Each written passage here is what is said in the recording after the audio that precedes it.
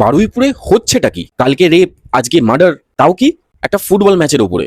একটা 17 বছরের ছেলেকে কুপিয়ে খুন করা হয়েছে বারুইপুরে, জাস্ট বিকজ একটা ফুটবল ম্যাচ নিয়ে দুজনের মধ্যে ডিসপিউট হয়েছিল।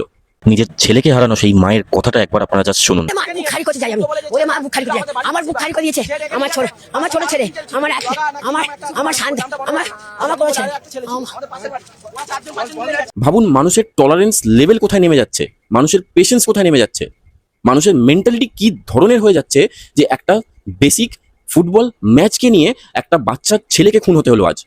আর প্রত্যেক সপ্তাহে কোনো না কোনো উৎসব লাগার মতো একটা করে নতুন নতুন রেপ কেস তো আসছেই, সেগুলো বাচ্চাদেরকেই টার্গেট করা হচ্ছে। এই জেহাদি মার্ডারারগুলো খুন করার পরে এইভাবেই লুকিয়ে বসেছিল। মানুষের মেন্টালিটি দিনে দিনে কোথায় নামছে।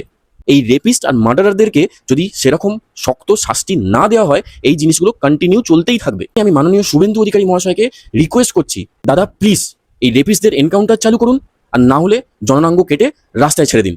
আর এই মার্ডারারগুলোকে জেলে সারা জীবনের জন্য বন্দী করে রাখুন, যাতে ইন ফিউচার এইরকম কেউ কিছু করার আগে 100 বার ভাবে।